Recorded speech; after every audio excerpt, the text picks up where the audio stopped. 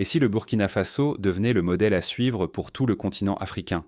Cette question, qui paraît audacieuse au premier abord, soulève de nombreux débats et fait couler beaucoup d'encre. Depuis l'arrivée du capitaine Ibrahim Traoré à la tête du pays, une vague de transformation sans précédent s'est engagée, portant en germe la promesse d'une renaissance nationale et peut-être continentale. En moins d'une année, plus d'une vingtaine de méga-projets ont été lancés, bouleversant les infrastructures, donnant un nouvel élan à l'économie, modernisant l'éducation, révolutionnant la santé et réinventant l'agriculture. Jamais auparavant, le Burkina Faso n'avait connu un tel souffle collectif, une telle volonté partagée d'écrire une nouvelle page de son histoire. Parmi ces projets, certains ouvrent des routes à travers le pays, reliant des régions longtemps isolées et offrant un accès sans précédent aux marchés, aux soins et à l'éducation. D'autres transforment les ressources locales en moteurs de croissance. La noix de cajou, la tomate, le coton, autant de richesses nationales autrefois sous-exploitées, deviennent aujourd'hui des symboles d'innovation et d'émancipation économique. Le Burkina Faso ne se contente plus d'exporter des matières premières brutes.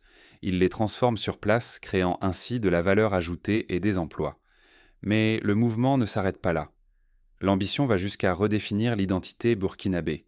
Vêtements traditionnels dans les universités, dans les tribunaux, dans l'administration, une renaissance culturelle et économique portée par une fierté nationale retrouvée.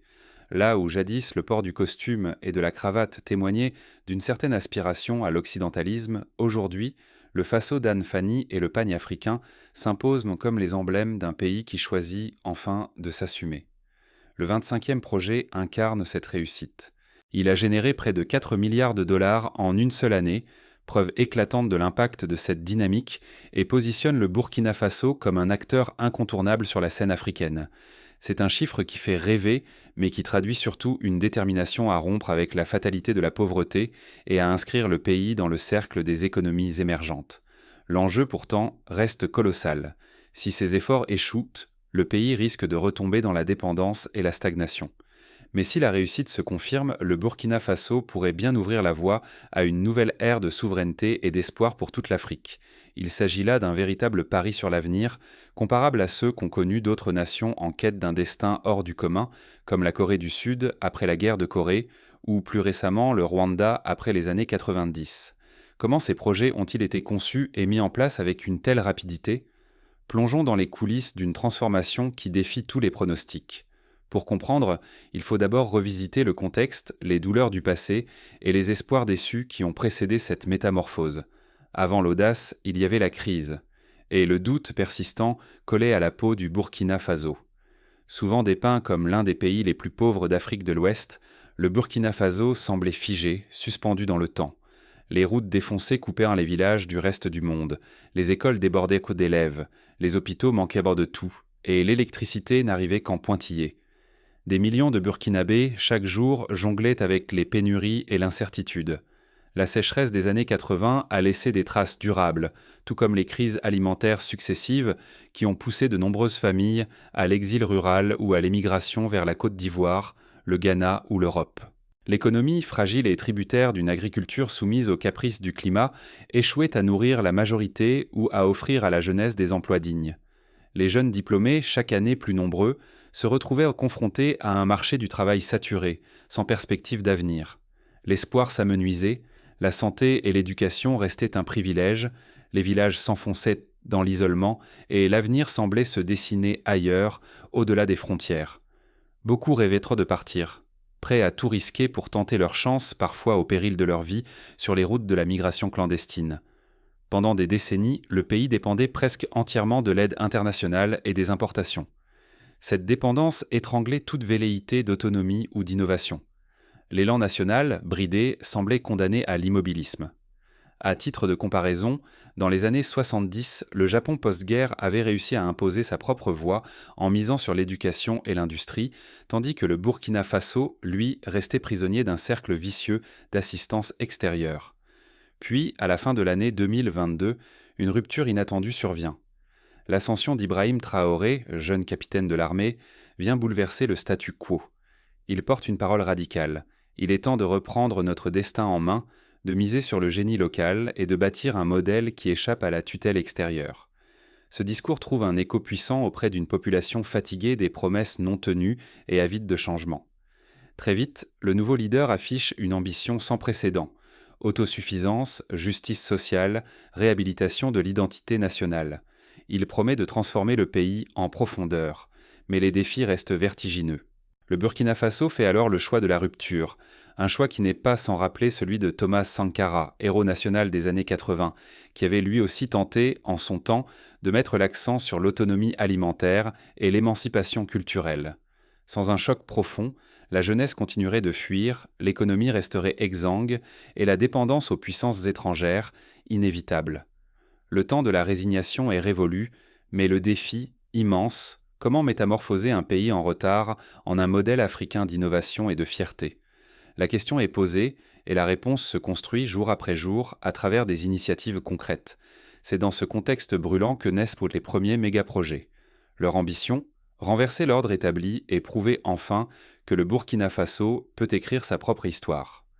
Pour la première fois, des plans de développement sont élaborés localement, en concertation avec les communautés, les chefs traditionnels, les associations de femmes et de jeunes. Face à la précarité, le Burkina Faso fait le pari de tout réinventer. Sous la houlette du capitaine Traoré, le pays ose une rupture sans précédent, bouleversant chaque secteur clé: économie, éducation, énergie, culture. Mais plus l'audace est grande, plus le risque est réel. Chaque projet peut aussi bien propulser la nation vers l'autonomie que la précipiter dans de nouveaux périls. L'histoire regorge d'exemples où l'ambition s'est retournée contre ses promoteurs, comme le projet du canal de la mer d'Aral en Asie centrale, qui visait la prospérité et a conduit à une catastrophe écologique. Le Burkina Faso, conscient de ces écueils, avance avec prudence et détermination. Prenons le ciel. La renaissance d'Air Burkina, après de longs mois d'arrêt, n'est pas qu'un symbole. La compagnie nationale redécolle dotée d'un avion flambant neuf et relie désormais Ouagadougou à de nouvelles capitales africaines. Ce geste fort affirme la souveraineté du pays sur ses airs et promet de relancer échanges et opportunités économiques. Mais il pose aussi la question de la rentabilité et de la gestion à long terme. Pour illustrer, pensons à la réussite d'Ethiopian Airlines, devenue l'une des plus grandes compagnies d'Afrique grâce à une vision stratégique et une gestion rigoureuse. Le Burkina Faso peut-il suivre cette voie? Au sol, c'est l'effervescence industrielle. Des usines de transformation pour la noix de cajou, le coton ou la tomate émergent partout, souvent financées par la diaspora ou des capitaux locaux. Ces sites visent à créer des dizaines de milliers d'emplois, à valoriser les matières premières et à rompre avec la simple exportation brute. Désormais, le Burkina Faso exporte des produits finis à haute valeur ajoutée, réduisant sa dépendance extérieure et renforçant sa résilience. Cette dynamique rappelle celle vécue par le Vietnam qui, en investissant massivement dans la transformation du riz et du café, est devenu l'un des premiers exportateurs mondiaux. L'autonomie financière est aussi en marche. Avec la création de la Banque postale, l'État veut inclure les jeunes, les femmes et les zones rurales, longtemps écartées des circuits bancaires traditionnels. Offrir à tous la possibilité d'épargner, d'investir et d'entreprendre, c'est ouvrir la voie à une économie plus équitable et dynamique. Mais ce chantier demande rigueur et pédagogie pour éviter les dérives. Pour garantir le succès de cette initiative, des programmes de formation à la gestion financière sont mis en place dans les villages et des agents de la banque sillonnent le pays pour sensibiliser les populations aux avantages de l'épargne et du microcrédit. Les infrastructures se métamorphosent. Modernisation des aéroports, lancement de nouveaux axes routiers et du projet ferroviaire Faso Rail. L'objectif est de désenclaver le territoire, relier les grandes villes, fluidifier le commerce. Cette mobilité nouvelle peut briser l'isolement de régions entières, mais elle exige des investissements massifs et une gestion durable. Pour éviter les erreurs du passé, comme le gaspillage des crédits alloués à la construction de routes fantômes, le gouvernement burkinabé mise sur la transparence, l'implication des collectivités locales et le contrôle citoyen des budgets. Côté éducation, la révolution est totale. L'école devient gratuite à tous les niveaux, avec la construction de nouveaux lycées, écoles et universités techniques. Le but: former une jeunesse qualifiée, capable de porter le développement du pays et de répondre aux défis d'une économie moderne. C'est la promesse d'un savoir accessible à tous, non plus réservé à une élite. Pour garantir la qualité de l'enseignement, le Burkina Faso s'inspire du modèle finlandais, où l'accent est mis sur la formation continue des enseignants et la participation active des élèves à la vie scolaire. L'énergie, pilier de l'émancipation, connaît un tournant historique. Le Burkina Faso s'allie à la Russie pour franchir le cap du nucléaire, investit dans les hydrocarbures et lance même son tout premier véhicule électrique national. Ces choix visent à garantir l'indépendance énergétique, réduire les factures d'importation et amorcer une transition vers des solutions plus vertes. Mais chaque option comporte son lot de risques technologiques et financiers. Pour anticiper les défis, des comités d'experts locaux et internationaux sont consultés à chaque étape afin de sécuriser les investissements et d'éviter les erreurs de gestion qui ont plombé, par exemple, le secteur pétrolier au Nigeria. La culture n'est pas en reste. Le port du pagne africain devient obligatoire à l'école et dans la justice, bannissant les vêtements de seconde main. Cette mesure affirme l'identité nationale tout en soutenant la filière textile locale. Mais imposer de nouvelles habitudes peut heurter une société attachée à certaines traditions ou à la diversité vestimentaire. Pour accompagner ce changement, des campagnes de sensibilisation sont menées, mettant en avant les avantages économiques et symboliques du port du pagne et encourageant l'émergence de créateurs de mode locaux. Enfin, le secteur minier opère un virage décisif. Le pays inaugure sa première raffinerie d'or nationale et nationalise les sites stratégiques. Cette volonté de contrôler les richesses naturelles envoie un signal fort d'émancipation, mais soulève d'immenses défis de gestion, de transparence et de lutte contre la corruption. Des audits réguliers sont mis en place, inspirés des modèles de gouvernance minière adoptés par le Botswana, qui a su tirer profit de ces diamants grâce à une gestion rigoureuse et transparente. Pourtant, chaque avancée porte en elle sa part d'incertitude. Une erreur stratégique, une mauvaise anticipation ou une dépendance nouvelle pourraient en tout faire vaciller. L'édifice reste fragile, seule la rigueur et la vigilance permettront de transformer ces paris en réussite durable. Le gouvernement burkinabé le sait, des mécanismes d'alerte rapide sont mis en place pour corriger le tir en cas de dérive et des partenariats avec des institutions africaines permettent de mutualiser les expériences et les bonnes pratiques. Mais derrière chaque succès apparent, la tension monte. Sur le terrain, les obstacles et les résistances ne tardent pas à se manifester. Certains groupes d'intérêts, parfois soutenus de l'étranger, tentent de s'opposer aux réformes, craignant de perdre leurs privilèges. La population, elle, observe, critique, soutient ou conteste selon les résultats constatés au quotidien. Et si le Burkina Faso devenait l'étincelle d'une révolution panafricaine ? Imaginez, si ces méga-projets aboutissent, le pays ne sera plus un simple acteur du Sahel, mais une preuve vivante que la souveraineté économique africaine est possible. Il deviendrait un exemple concret, inspirant d'autres nations à suivre la même voie, comme le Ghana à l'époque de Kwame Nkrumah, ou l'Éthiopie lors de sa grande offensive industrielle des années 2000. En choisissant la rupture, le Burkina Faso ouvre une brèche. Quitter l'ombre de la France, fonder l'Alliance des États du Sahel ou encore lancer un passeport biométrique sans le sceau de la CEDEAO. Autant de gestes qui résonnent. Le pays affirme haut son indépendance et donne de l'espoir à tous ceux qui veulent reprendre leur destin. Ces actes symboliques ne sont pas sans rappeler la déclaration d'indépendance du Ghana, qui, en 1957, avait galvanisé toute l'Afrique de l'Ouest. La réussite de ces infrastructures offre ce que l'on croyait inimaginable il y a 10 ans. Routes modernes, ports secs, aéroports rénovés. Tout cela tisse un réseau qui rapproche villes, campagnes et frontières. Résultat, le marché local explose, le commerce s'intensifie, les jeunes et les entrepreneurs découvrent des perspectives inédites.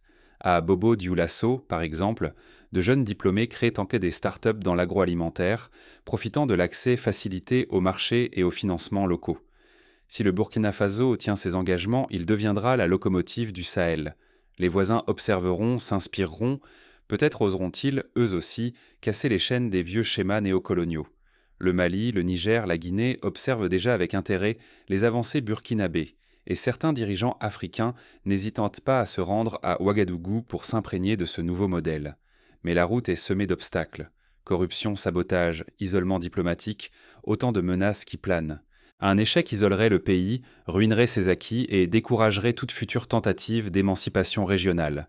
Les enjeux dépassent les infrastructures. Il s'agit d'emplois, de richesses nationales et surtout de la crédibilité de l'Afrique sur la scène mondiale. À titre d'exemple, la crise ivoirienne des années 2000 a montré combien l'instabilité d'un seul pays peut avoir des répercussions sur toute la sous-région.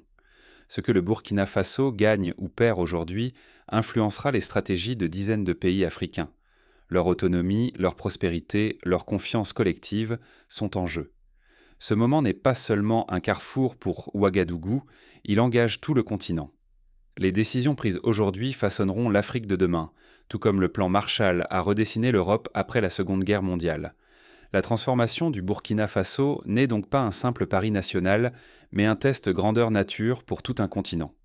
Mais comment ce bouleversement résonne-t-il dans la vie quotidienne de ses habitants?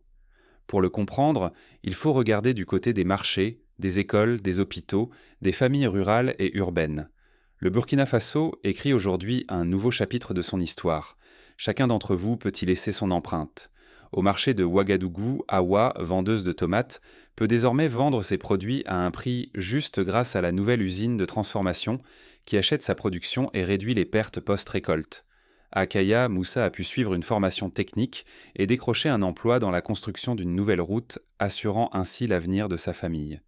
Sous l'impulsion de cette transformation, des opportunités réelles émergent pour tous.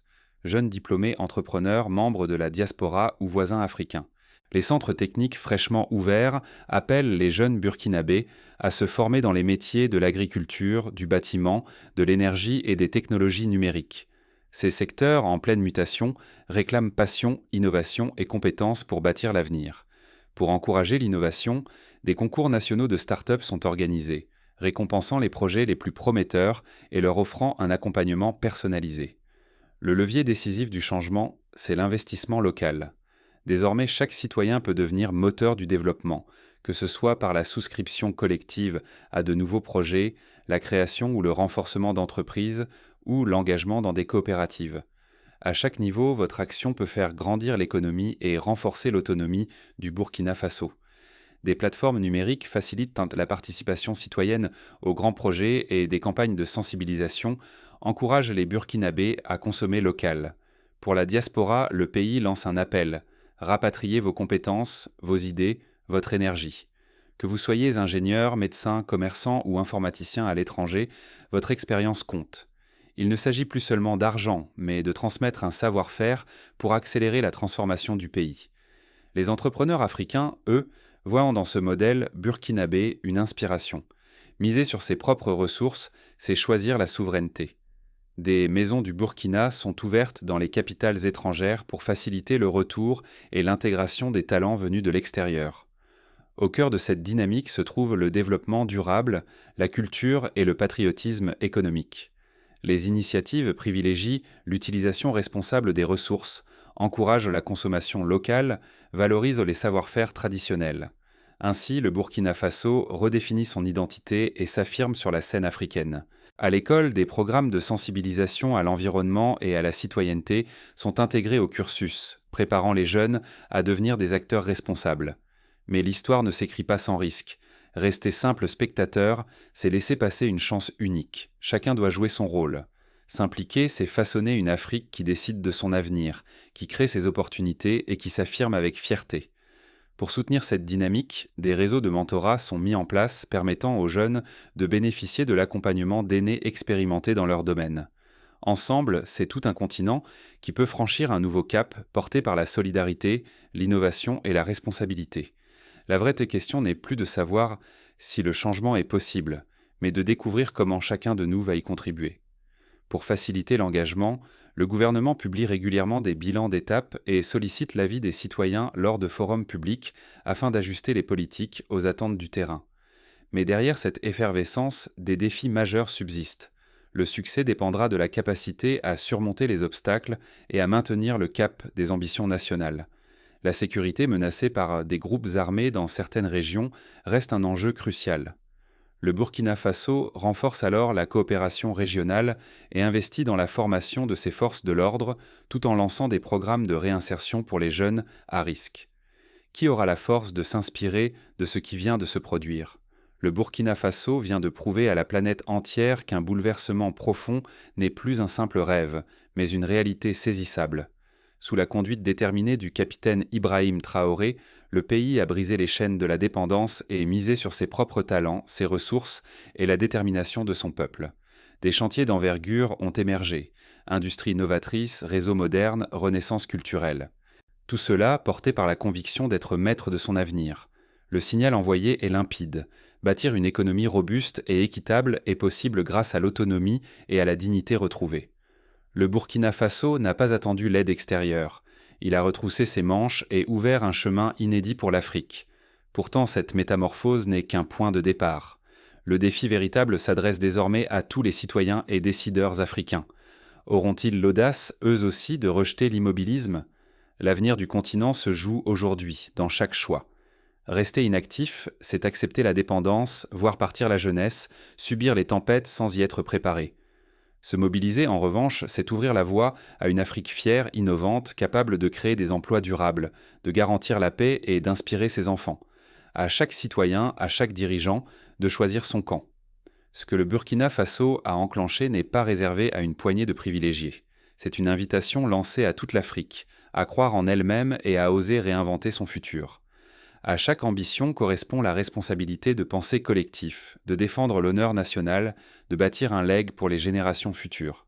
Les écoles, les entreprises, les associations, tous sont invités à participer à cet élan dans une démarche inclusive et solidaire. À présent, la décision appartient aux dirigeants et aux peuples africains.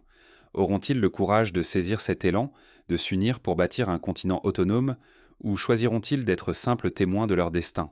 Jamais ce choix n'a été aussi déterminant. Les années à venir seront décisives.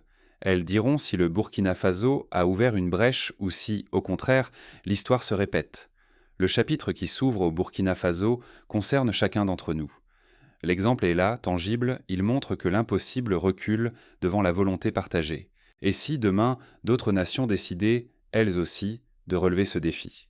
La réponse appartient désormais à l'histoire et à chacun de nous.